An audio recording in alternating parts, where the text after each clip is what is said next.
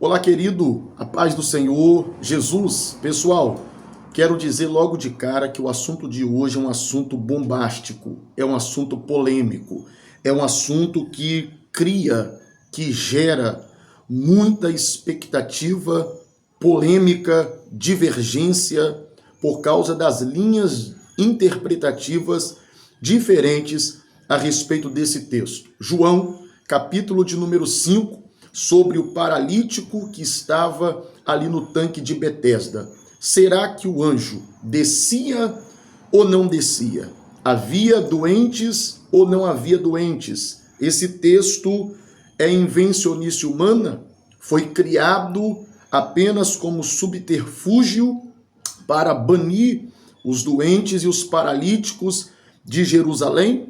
Ou esse é um fato real, é um fato verídico, realmente aconteceu? Então vem comigo, não perde nada, nem um segundo desse conteúdo, porque Deus vai falar com você. Descia o anjo ou o anjo não descia? Abra sua Bíblia comigo em João capítulo de número 5 e nós vamos verificar. Eu não quero falar sobre o tanque de Betesda e suas particularidades. Eu só quero abordar a situação do anjo. Descia ou não descia?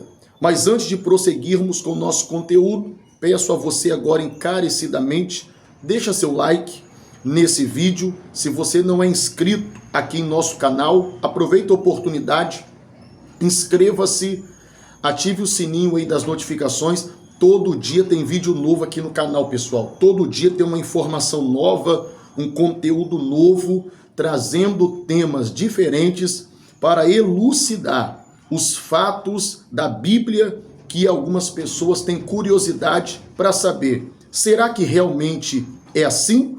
Será que realmente é isso que o texto está querendo dizer? Aproveita a oportunidade, compartilhe esse vídeo com alguém, com algum amigo que tem interesse também de saber a respeito da Escritura Sagrada, ok? Sem mais delongas, vamos ao que interessa. João, capítulo 5. Vamos lá.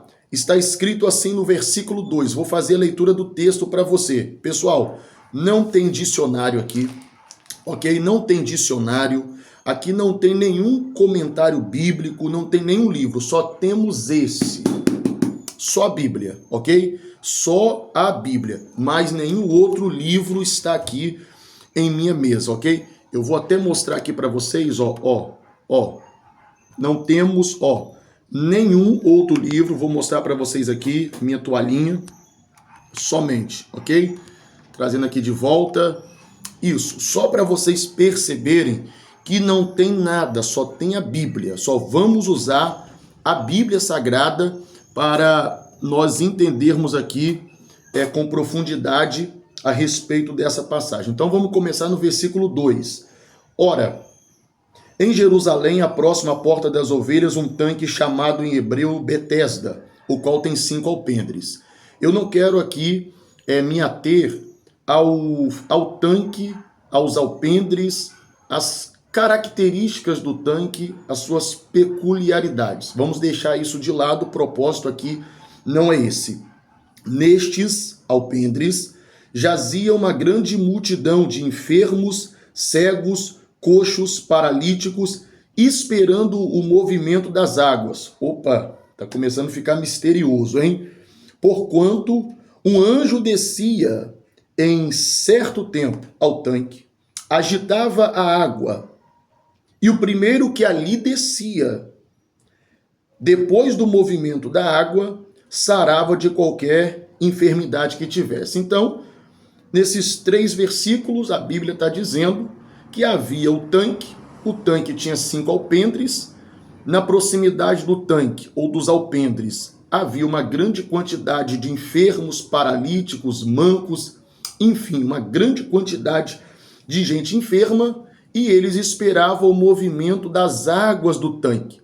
O movimento das águas do tanque, pelo que está escrito, se dava por intermédio de um anjo que descia no tanque e movimentava as águas. Segundo o relato da Escritura, qualquer pessoa, qualquer enfermo que fosse até a água no ato do movimento das mesmas, era curado automaticamente de qualquer enfermidade que tivesse. Vocês perceberam? Qualquer enfermidade que tivesse.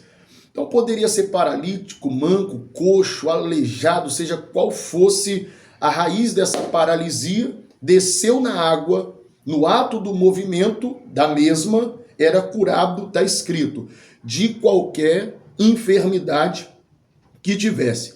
Algumas pessoas dizem que esse fato é fictício, que foi inventado, que é uma invencionice humana, que por vontade do governo político daquela época, esse texto foi inserido aqui com uma única finalidade: banir os doentes, banir os enfermos da centralidade de rota em Jerusalém, para pô-los ali na expectativa desse fato espiritual miraculoso, de um anjo que ali descesse, certamente, e isso atrairia, ou iria atrair, uma grande quantidade de doentes para poder receber, quem sabe, uma cura por intermédio do movimento das águas que era provocado por um anjo que do céu descia.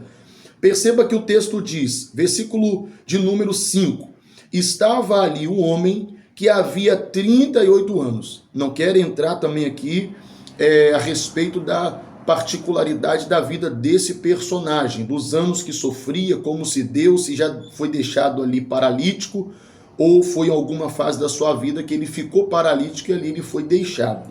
Vamos deixar isso aqui de lado, porque também não é o nosso principal propósito falar a respeito da vida íntima desse personagem. Vamos lá. E Jesus, vendo este deitado, sabendo que estava nesse estado havia muito tempo, disse, queres ficação? Estava o paralítico, uma grande quantidade de doentes, e o texto coloca Jesus nessa história. A partir de agora a gente vai entrar numa área de muito riscos interpretativos, então preste atenção. O texto coloca Jesus em cena, conversando com o paralítico que o próprio texto disse que sofria há 38 anos dessa enfermidade, dessa paralisia. Jesus, quando viu o coxo, Jesus perguntou, queres ficar são? O enfermo respondeu, isso aqui é terrível. O enfermo respondeu, Senhor, não tenho homem algum que quando a água é agitada me coloque no tanque, mas quando eu vou, desce outro antes de mim. Esse personagem, ele está afirmando categoricamente que ele via, que ele percebia, que ele já tinha contemplado as águas serem agitadas. Porque perceba o que ele diz, Senhor, não tem homem algum que quando a água é agitada me coloque no tanque, mas enquanto eu vou, enquanto eu estou indo ao tanque, outro passa por mim e chega primeiro. Ele está dizendo não só que via, mas ele está dizendo que ele ia. Enquanto eu vou, desce outro antes de mim. Ele está dizendo que ele não tinha capacidade de alcançar as águas, mas enquanto ele estava tentando se arrastar, outra pessoa ultrapassava ele e chegava primeiro ao tanque. Jesus disse-lhe, levanta-te, toma a tua cama e anda. Isso aqui é simplesmente tremendo, porque algumas pessoas dizem que não descia anjo, que a água não era agitada e etc e tal. E tem essa passagem como uma passagem mentirosa, como uma passagem incontextual. E isso é tão sério de afirmar, é tão sério pregar isso aqui, dizendo que não tinha movimento de água e que o anjo não descia, porque torna a passagem mentirosa. E se você torna a passagem mentirosa por causa de uma falsa interpretação, você acaba colocando Jesus em uma cena, em uma trama de mentira. Então, temos que ter muito cuidado em afirmar que essa passagem é mentirosa e em afirmar que isso aqui não acontecia, porque você acaba colocando Jesus em uma cena de mentira. Coloca Jesus em uma situação totalmente distorcida e adulterada pela vontade do homem. E nós sabemos, quem lê a Bíblia deve saber, que a Escritura ela é totalmente inspirada por Deus. Eu quero ler com vocês aqui um texto para a gente parafrasear aqui esse conteúdo. Primeira carta de Paulo aos Coríntios, capítulo 4 e versículo 6. Diz assim: e eu, irmãos, apliquei essas coisas por semelhança a mim e a Apolo, por amor de vós, para que em nós aprendais a não ir além do que está escrito, não vos ensoberbecendo a favor de um contra o outro. O que Paulo está dizendo aqui é para nós aprendermos a nos contentar, a não ir além do que está escrito, a não forçar a Bíblia a dizer aquilo que a Bíblia não está dizendo. Se o texto está dizendo que o anjo descia, que havia movimento, o personagem está dizendo que ele via a água se movimentar e ele ia até o encontro da água, só que outro ultrapassava e chegava primeiro, eu vou acreditar no que está escrito. Porque se eu não acredito, eu coloco Jesus num cenário de mentira. Porque Jesus chegou no tanque aonde estava o paralítico e Jesus conversou com o personagem.